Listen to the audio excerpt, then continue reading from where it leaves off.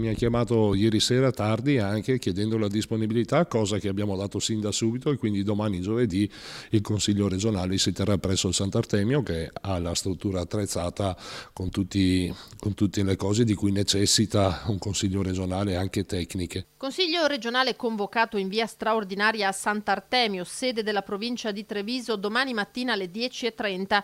L'aula di Palazzo Ferrofini a Venezia è inagibile. Le immagini della sala invasa dall'acqua alta eccezionale sono state tra le prime diffuse in rete proprio dai consiglieri regionali costretti a rimanere nel palazzo in attesa di poterlo lasciare.